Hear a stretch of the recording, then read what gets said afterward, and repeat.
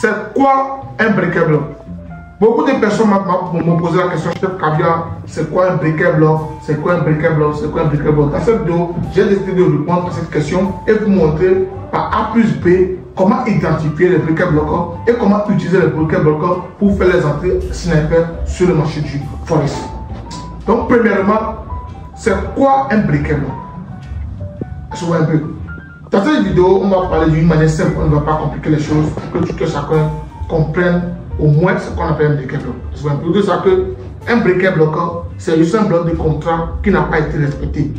C'est-à-dire, on a une zone de demand, une zone de supply sur laquelle on veut acheter, bien sur laquelle on veut vendre. Mais on va remarquer que lorsque le prix va arriver sur cette zone de demand, bien cette zone de supply, on voit que le prix va casser violemment sans réaction.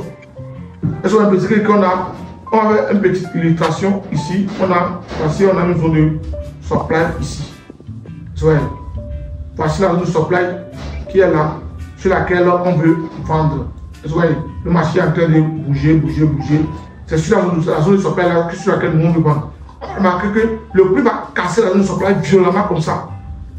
Vous voyez, c'est que le prix n'a même pas réagi sur la zone avant la cassure, ne pas casser violemment. C'est ça le principe. Pour mieux repérer un briquet bloquant, il faut voir la manière dont le prix casse la zone en question. Il n'y aura pas de réaction avant la cassure. Le prix va casser la zone violemment. Après casser la zone violemment, nous on va attendre que le prix va revenir sur la zone qui va casser. Et au moins, on va contre-attaquer le marché en bail. Donc voici un briquet bloquant haussier. Un peu. Pour un briquet bloquant baissier, on a une zone de demand normalement qui est censé faire remonter le prix. Parce qu'on a une zone de demand, le prix a fait tout ce blabla et le prix a cassé la zone violemment. Un peu. Et là, qu'est-ce que nous on va penser? On va contre-attaquer la zone. C'est ça qu'on appelle un briquet bloc, tout simplement. Alors, on attend le retour du marché sur la zone qu'il a cassé violemment et nous on choque le prix. Donc voici un briquet bloquant baissier et voici un briquet bloquant haussier. Et là maintenant, on va aller sur le graphique. Je vais vous montrer quelques exemples de briquet bloquant que le marché a fait. Donc voici, nous sommes sur le DCY, c'est-à-dire le DCY. Est-ce que vous voyez un peu l'indice du dollar américain? On a eu ce top que j'avais prédit le début de semaine passée. On attendait le marché ici pour faire un sell. On a vu que le prix a déclenché quoi? Le sell. C'est comme le prix a déclenché le sell, mais ceux qui ont raté le prix, on a acheté le système de continuation baissière. Là, regardez ce que le prix a fait. Et puis, vous allez laisser ce qu'on appelle quoi? Un briquet bloc. Voici, on avait une zone de demand ici. Vous voyez, ça là, c'est une zone de demand qui est censée normalement faire remonter le prix.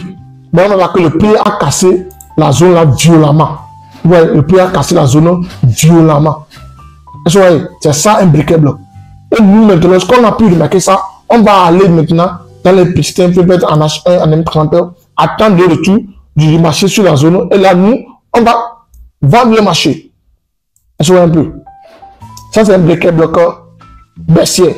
Là, maintenant, on va contre-attaquer le marché pour voir un briquet bloc haussier. Si on peut le voir. Parce qu'il y en a plein, il y en a plein de briquets blocs sur le marché. Il y en a plein. Donc, je vous rappelle que le principe est simple. On va avoir un bloc de contrat qui est censé normalement faire remonter le prix, mais le prix va casser violemment. Ici, regardez, on a quoi? Un briquet bloquant baissier ici. Pourquoi baissier? Parce que normalement, on avait une zone de demand qui est censé faire remonter le prix ici, normalement. Mais on remarque que le prix a cassé la zone de demand violemment, sans réaction. Donc, en tant que trader qui connaît un peu le fonctionnement des briquets bloquants, nous on attend simplement le retour du prix dans la zone qu'il a cassé violemment et nous on contre-attaque le marché en sell. Et regardez la réaction du marché. Regardez la réaction du marché. Je vois un peu. Ça, c'est un briquet bloquant baissier. Et pour finir cette vidéo sont longue, on va voir si on peut retrouver notre exemple. Là, on va aller sur d'autres marchés. On va sur l'USD. Et l'USD, on va remarquer si on peut trouver un briquet bloquant là rapidement.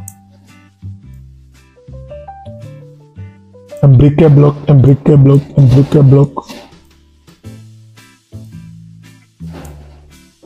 Regardez, ici, même scénario. On on avait une zone de demand qui devait normalement faire remonter le prix. Regardez ce que le prix a fait. Normalement c'est la zone de demand qui était là. Regardez, il a même cassé de structure. Regardez. Cassé de structure. Ce qui était SMC de manière schématique, ils vont dire POI. Regardez le POI. Regardez la réaction sur le POI. Le POI a cassé la zone de demand violemment. Cette réaction. Ce qu'ils nous disent, c'est que cette zone de demand qui est là-bas, c'est une zone de demand qui est manipulée. Parce que sur le marché, vous avez dit que c'est deux choses. La manipulation et la liquidité. C'est les deux choses, les deux informations qui sont importantes. Est-ce que vous voyez un peu? Et là, remarquez, lorsque le prix de sur la zone de demand, le prix a cassé violemment. Et là, ceux qui maîtrisent un peu les choses, nous, on va attendre simplement que le marché retourne sur la zone qu'il a cassée. Et là, nous, on contacte le marché en vente. Pourquoi aussi on doit vendre ici? C'est parce que le plus gros de la zone provient d'une zone de supply. C'est-à-dire, c'est la zone de vente qui est en contrôle. Comme la zone de vente est en contrôle, toutes les zones de demand qui vont être sur ce chemin, le prix va simplement casser. J'espère que cette vidéo va vous aider à mieux comprendre les briquets bloquants et on se retrouve